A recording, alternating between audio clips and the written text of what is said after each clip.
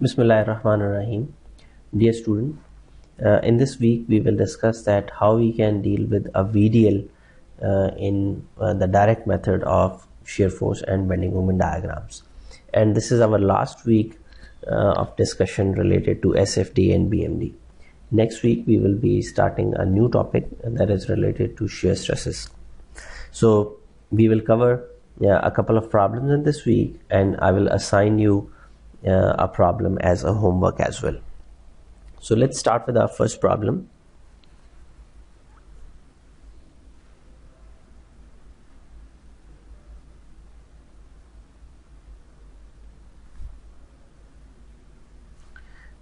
Problem number 1. And this problem is related to a simply supported beam which is subjected to a VDL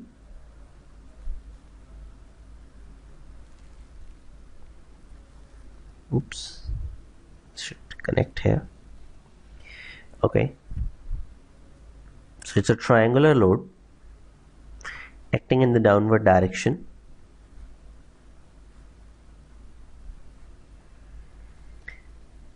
This load intensity is 10 kilonewton per meter. This is point A and this is point B. We have one vertical reaction here, RA, and another vertical reaction here as RB. The span of the beam is equal to 10 meters. And our objective is the same, to draw a shear force diagram and bending moment diagram. The first step of such problems is always to calculate the reactions of the beam. So let's calculate the reactions. First of all, we'll apply sigma Fy equal to 0, and our convention is we'll take upward forces as positive. So there are two forces acting in the upward direction, Ra plus Rb, and the applied load is in the downward direction. Minus, how much is the area of this triangle? 10 into 10 divided by 2. 10 into 10 divided by 2, and that is equal to 0. So if we rearrange the equation, we get Ra plus Rb is equal to 50. And we may call this as equation number 1. Then let's apply the second condition of equilibrium, sigma mb equal to 0. And our convention will be, we'll take clockwise movement as positive. So starting from point A, this Ra is acting in the upward direction and it will produce movement in clockwise direction. So Ra into 10, this is positive because the movement is in clockwise direction. 10 is the lever arm, and then resultant of this triangular load will be acting in the downward direction and it will produce movement in counterclockwise direction. So it will be taken as negative. Magnitude of the resultant is 10 into 10 divided by 2, and the lever arm of the resultant will be like the resultant will be acting somewhere over here, let's say. So it will be at a distance of 2 by 3 of this 10 with respect to point B. So 2 by 3 of 10. This is the lever arm of the resultant of VDL, and let's put that equal to 0. Now if we rearrange this equation, or we solve this equation, we will get Ra, or let me do it here. We'll get Ra equal to how much? 33.33 kilonewton. And if we plug in this value in equation number 1, we will get Rb equal to 16.67 kilonewton. So these are the values of two reactions. Ra, let me write it down on the diagram, RA is 33.33 kilonewton and RB is equal to 16.67 kilonewton. Now we know that this is direct method, and now we do not need to write down any equations of shear and bending moment. We can directly start plotting the diagram. Actually, the solution of the VDL using the direct method is it sometimes becomes complicated. Like if you are dealing with point loads and UDLs, then most of the time the situation remains pretty simple. But in case of VDL, sometimes situations the problem becomes complicated. Today we will talk about that just in a short while. Kilonewton. Okay, so let's start plotting the diagram, and we will see if we come across any complicated situation.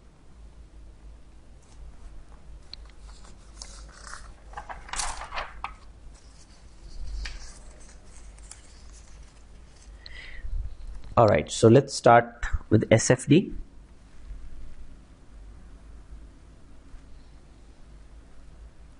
Zero, zero. We are going to plot SFD and our units will be kilonewton. Okay, we know that in direct method, wherever we have a point load, we move in the direction of that point load by the equal amount of its magnitude. So RA is 33.33 acting in the upward direction. So from 0 we will move up to 33.33 kilonewton. This is 33.33, and then we have this VDL.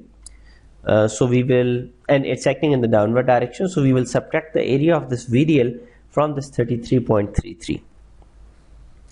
And how much is that? The area of this VDL is 10 into 10 divided by 2, and that is 50. So if we subtract 50 from 33.33, we get 16.67. So we'll reach somewhere over here, 16.67. And the magnitude of the VDL is decreasing as we move in the rightward direction. So the slope of our line should also be decreasing. We know that this is a VDL. So the curve of SFD will be second degree.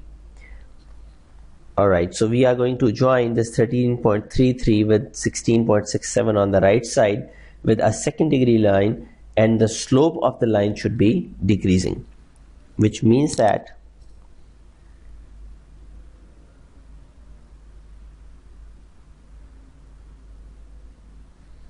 something like that.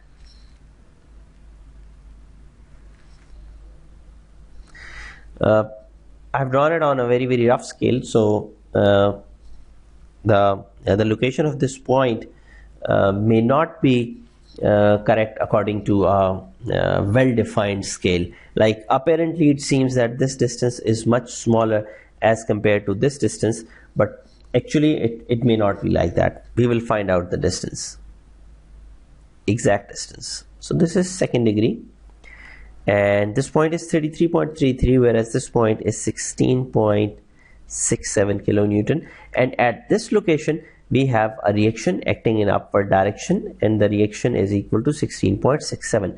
So this will bring us to 0 point. So this completes the shear force diagram for this problem.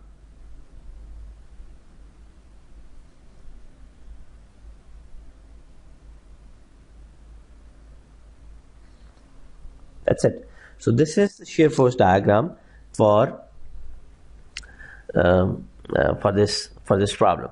Now, as we always do, whenever there is a point of zero shear, we need to identify that point of zero shear. If we have first degree lines, then we can easily use the concept of similar triangles, but here this line is second degree, so we cannot use that concept, which means that we will have to consider this portion AB, and we'll have to draw its free body diagram, and then we will write down its equation of shear and bending moment. We'll see if we need bending moment, but at least we will have to write down the equation of shear, and then we will put it equal to 0 in order to identify this point. So our next step will be to draw the free body diagram of portion AB. In fact, in this beam we have just one portion only, so let's consider portion AB and draw its free body diagram.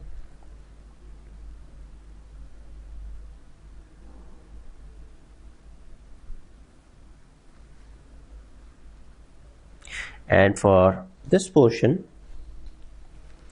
x will vary from 0 to 10 meters. Okay, let's see how its free body diagram look like.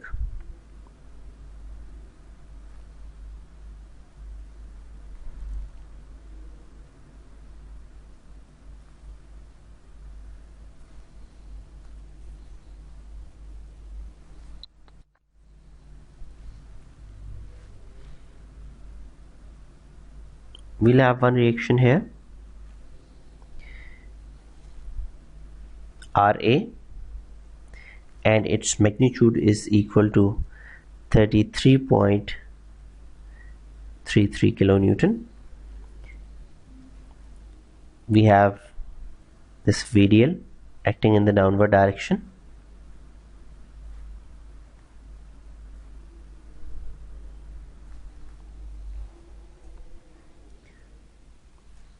Okay, what else? This intensity is 10 kilonewton per meter.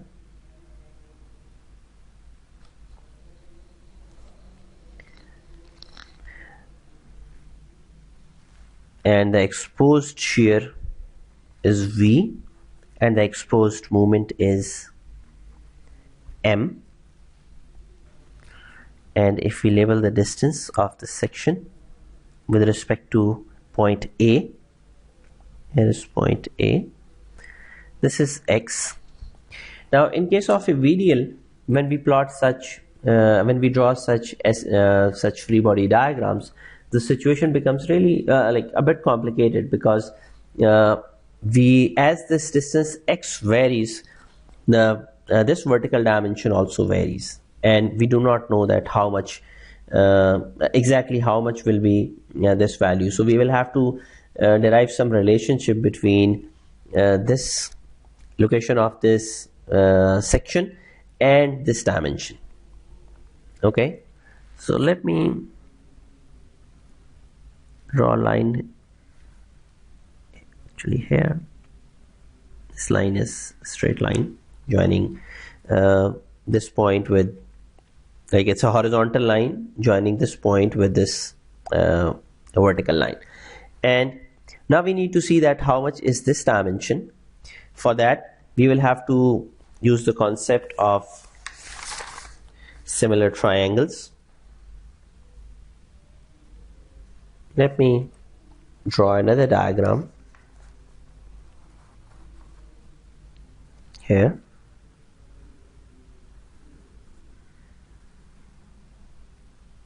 We know that this total dimension is 10, and we know that this is X.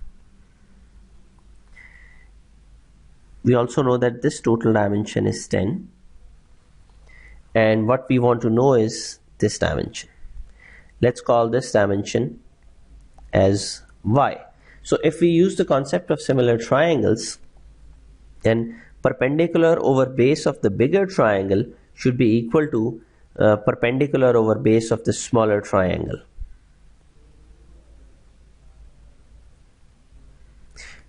Total is 10, and we are saying that this dimension is X. So what about this dimension? This dimension is 10 minus X. So if we compare, let's say if I call this A, this is B, and I call this point ABC, and if I compare these two triangles, the bigger triangle is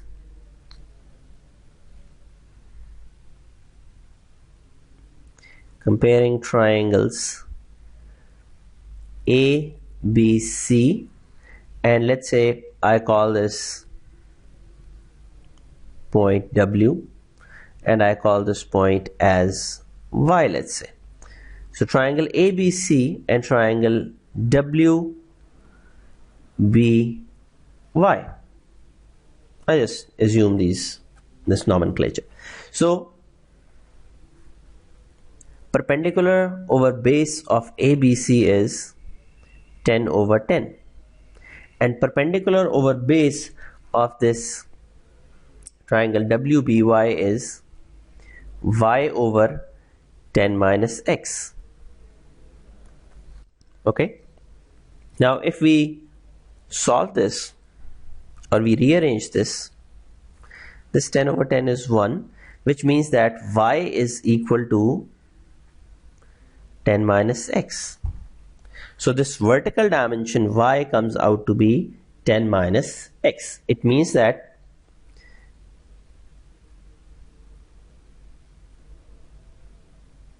this side is 10 minus x. Total is 10 and this much is 10 by x. So how much is this dimension? This dimension is equal to x. So now we have information about the geometry of this free body diagram. So we are in a position to write down the equation of shear for this diagram, and then we will put that equal to 0.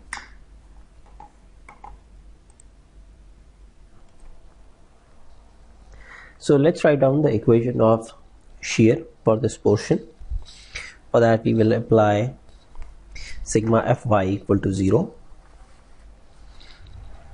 Let me adjust my paper.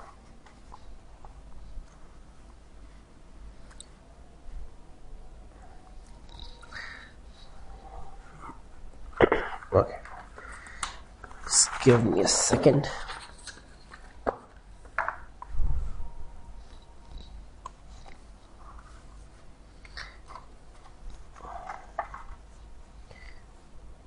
Alright, so this is the free body diagram, and for shear we will have to apply sigma Fy equal to 0, and we know that our convention is upward forces are taken as positive.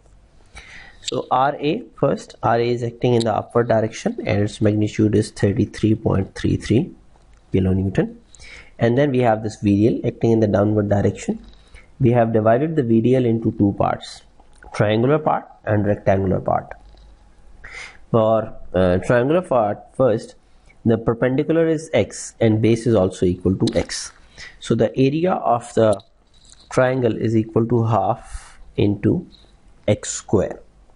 And then the rectangular part, the dimensions of rectangular part are x and 10 minus x. So this is the area of the rectangular part, and then the exposed shear force V acting in the downward direction, it should be equal to 0. So in this equation we have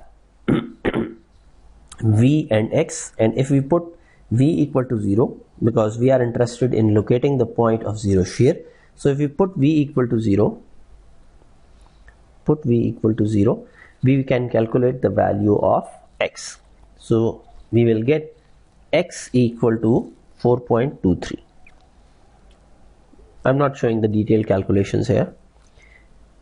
You can just do this on your calculator. So if you put x v equal to 0 and you solve the equation, you will get x is equal to 4.23 meters. So this is the location of point of 0 shear. So coming back to our diagram, this distance is 4.23 meters, and then how much will be this distance? This one is 10 minus 4.23, which means that this distance is equal to 5.77 meters. So now we know the distances, the required distances on shear force diagram. So we are in a position to start bending moment diagram. So let's start drawing the bending moment diagram. This is our 0, 0 line, and we know that we will have a peak at point of zero shear, either a peak or a valley depending upon the orientation of the applied loading. So at point A, the value of moment is equal to 0, and to calculate the value of bending moment at point of zero shear, we need to calculate how much is this area of this second degree curve and this horizontal line and vertical line. We need to calculate this positive area. So before we start calculating this this area, we need to discuss a small small concept of mathematics. So let's see how this area can be calculated, and then we'll come back to this diagram.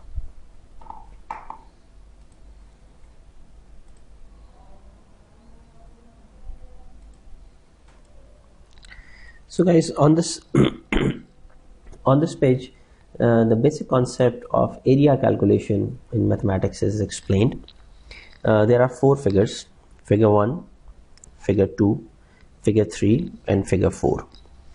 Figure 2 and figure 4 are explaining the common cases that we normally encounter. Like, for example, we have 2 perpendicular lines, and these lines are joined together with a second degree curve, and that is convex up.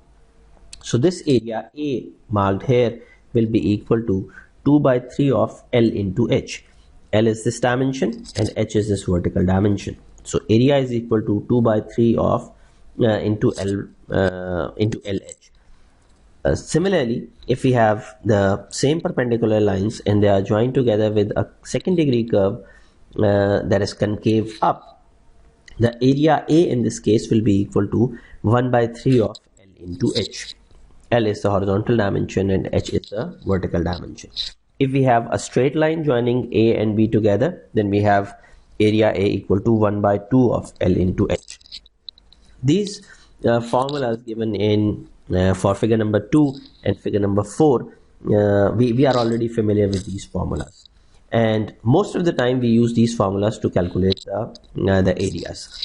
But the point I want to explain here is that these formulas are not valid in all the situations. We have to check certain conditions. If those conditions are satisfied, then these formulas are valid. Otherwise, we need to calculate the area in a slightly different manner. For example, the situation given in figure number 1.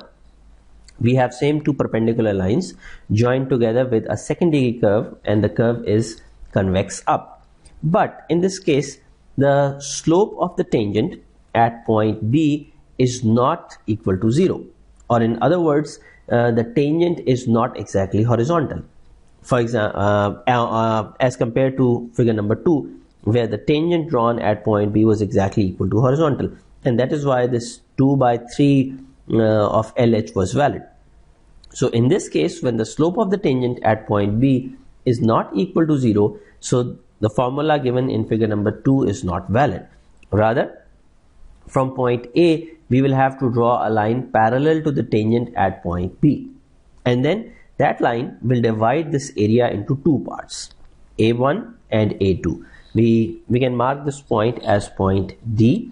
So now we have one triangle ACD. The area of that triangle will be calculated separately, and the area of this area between the curve and this line will be calculated separately. So the formula for A1 here is 1 by 2 of L into H1. What is L? L is the base and H1 is the perpendicular of this triangle ACD. So A1 is the area of this triangle ACD, and it can be calculated as half of L into H1. And area A2 will be calculated as 2 by 3 of L into H2. So the basic formula is the same, 2 by 3 into L into H, but here the entire H will not be considered. Rather, we will take 2 by 3 of L into H2, whereas H2 is this length BD. Okay, So whenever we have such situation that we have a curve and the curve is joining the extreme points of two lines which are perpendicular to each other, and we need to calculate the area under the curve, we will have to see the slope of the tangent. If the slope of the tangent is 0, then it falls in this case, the case explained in figure number 2. But if slope of the tangent is not equal to 0, then we will have to consider the case of figure 1. Similarly, we can apply the same concept on concave up curves. We have two perpendicular lines, and these two lines are joined with a second degree curve that is concave up. At point A, we draw a tangent, and that tangent is not equal. The slope of the tangent is not equal to 0, so it meets this vertical line at point D. And the area between under the curve is divided into two parts, A1 and A2. A1 is a triangular area, so it will be calculated as half of L into H1. H1 is this vertical dimension of the triangle. And this A2 will be calculated as 1 by 3 of L into H2, which is the same basic formula as that of figure number 4.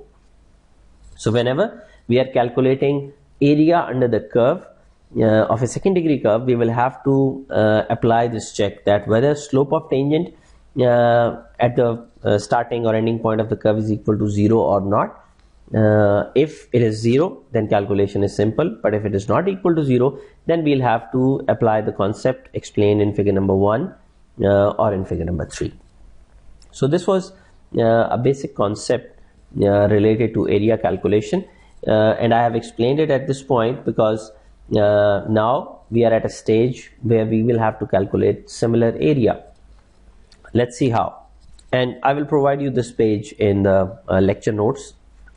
So this handout will be available to you. Alright, so now let's come back to our problem.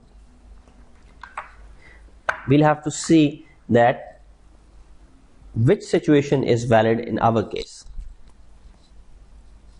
If I look at this area, we need to calculate this positive area in order to calculate the ordinate of bending moment diagram corresponding to point of zero shear. This horizontal dimension is 4.23, vertical dimension is 33.3.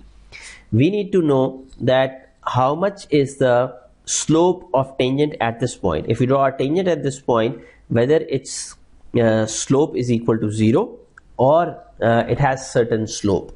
Now for that, we will have to consider the relationship between shear force and applied loading. According to our derivations that we have done previously, slope of shear force diagram is equal to the magnitude of applied loading. So if we want to calculate the slope of shear force at this location, we will have to see the magnitude of the applied load. If magnitude of applied load is equal to 0 at this point, that means that slope of shear force diagram is also equal to 0. So corresponding to this point, which is 4.23 meters away from point A, what do you think?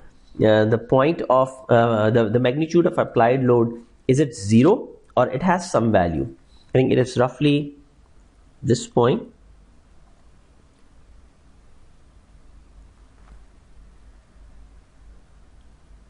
Right?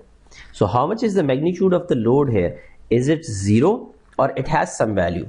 Clearly this is not equal to 0, which means that it has certain value, which means that the slope of tangent at this point is not equal to 0.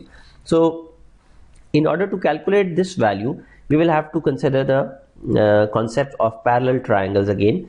This is 10, this is 10. We know this distance.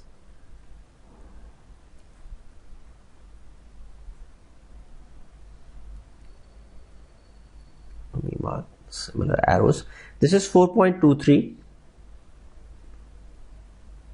and this is 5.77 meters. So how much is the slope of this inclined line? 10 divided by 10, that is equal to 1. So it means that if this distance is 5.77, this ordinate will also be equal to 5.77.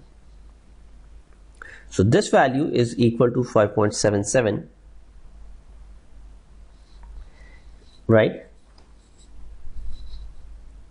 So magnitude of load is 5.77. It means that the slope of the tangent at this location is also equal to 5.77.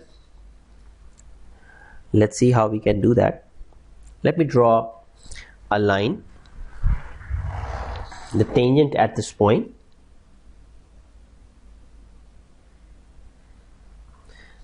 Okay, let me just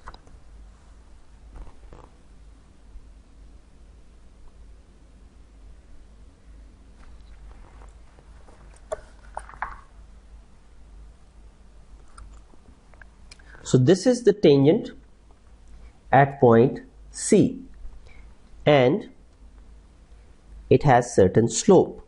Let's call its slope as m. So the slope of tangent is m here, and we may call this point as point B. Okay, this point at the bottom is A, and this point is D, and this point 33.33, its magnitude is already known. So let me use another paper.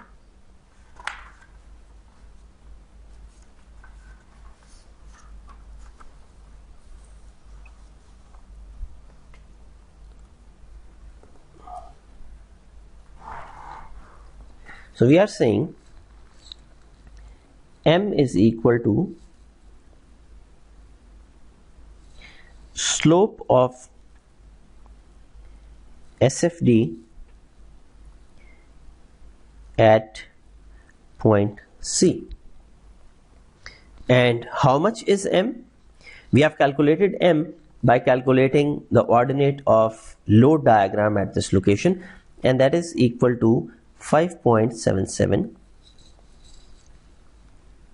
kilonewton per meter. So can we calculate distance AD? We have a triangle here, right? And we know the slope of the triangle, we know base of the triangle. So can we calculate the perpendicular? We certainly can. 4.23 is the base of the triangle, and slope is 5.77. So the answer is 24.41 kilonewton. So the magnitude of shear at point D, this ordinate, is equal to 24.41 kilonewton. Now we can we can calculate these areas. Let's call this area as A2 and this area as A1. So we have two areas. This triangular area is A1, and this area between second degree line and the tangent is A2. So how much is A1 and how much is A2? Let's try to calculate that. A1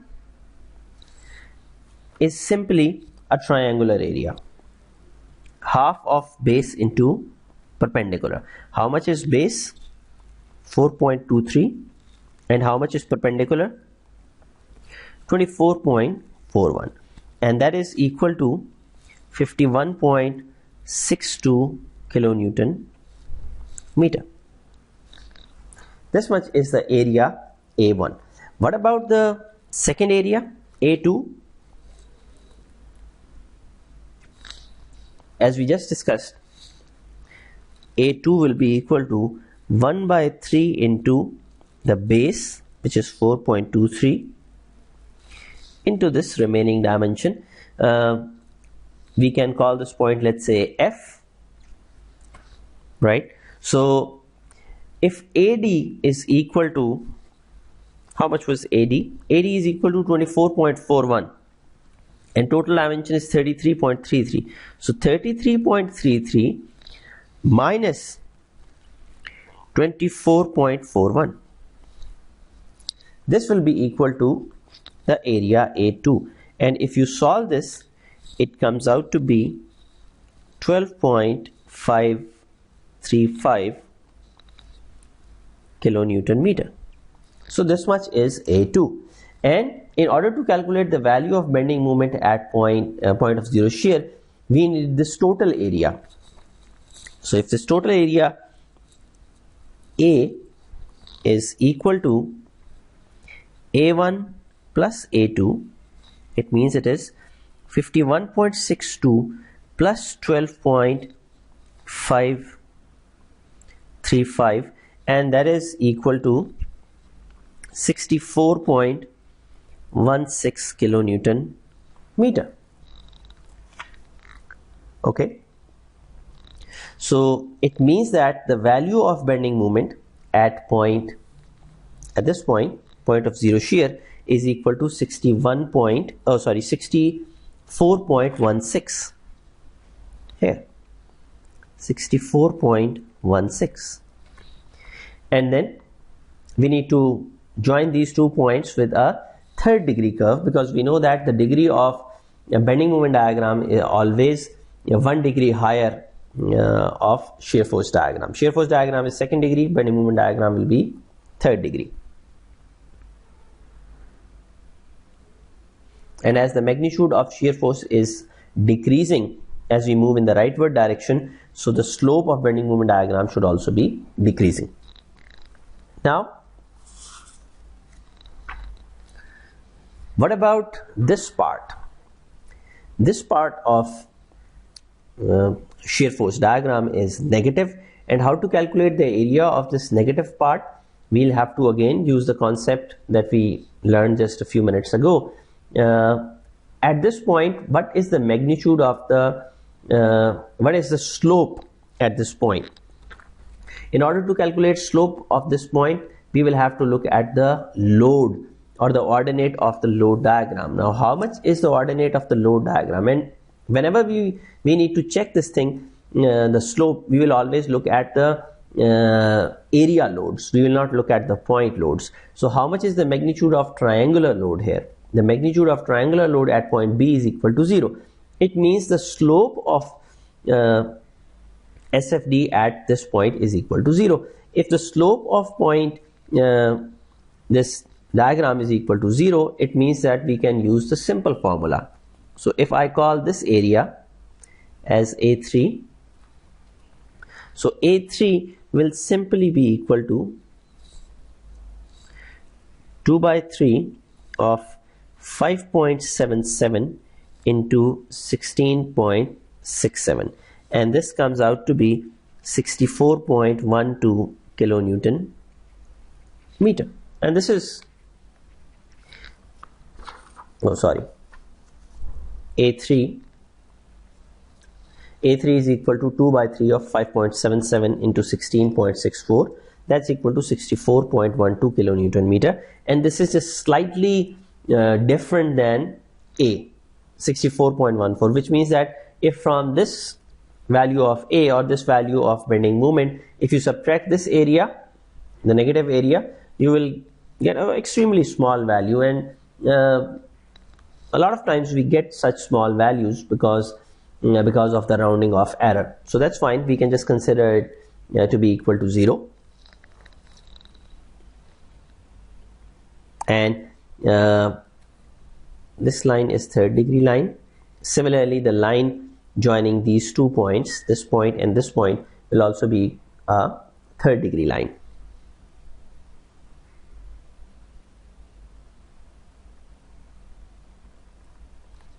Here we go. This is positive.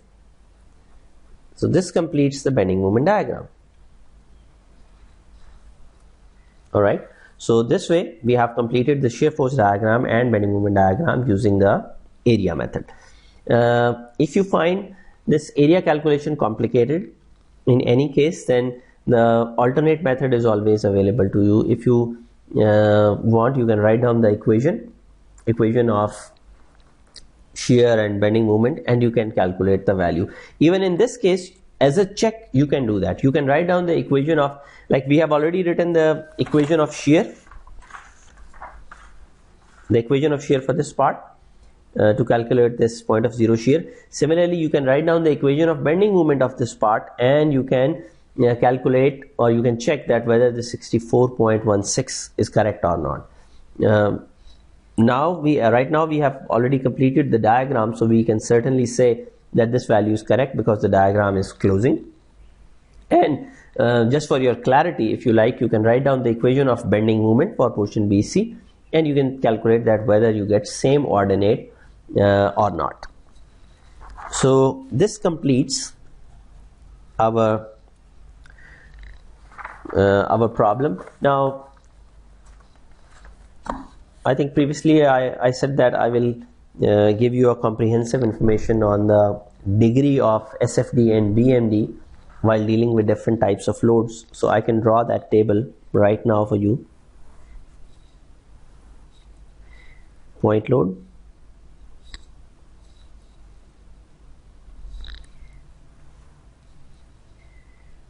UDL and VDL.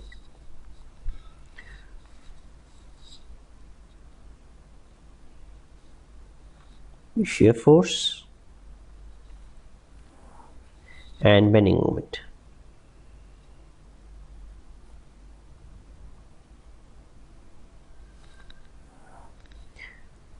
Okay, and we are talking about the degree of equation or degree of line. Both are same because we know that the equations represent lines. So if we have shear force, and in case of point load, shear force will be 0 degree and bending moment will be first degree. In case of UDL, shear force will be first degree and bending moment diagram will be second degree. In case of a VDL, shear force will be second degree and bending moment diagram will be third degree. So this these numbers or these degrees will always be valid. So you can keep these numbers in your mind. Okay, so I think with this this problem is completed. Now we'll move to the next problem. So I will just stop recording this clip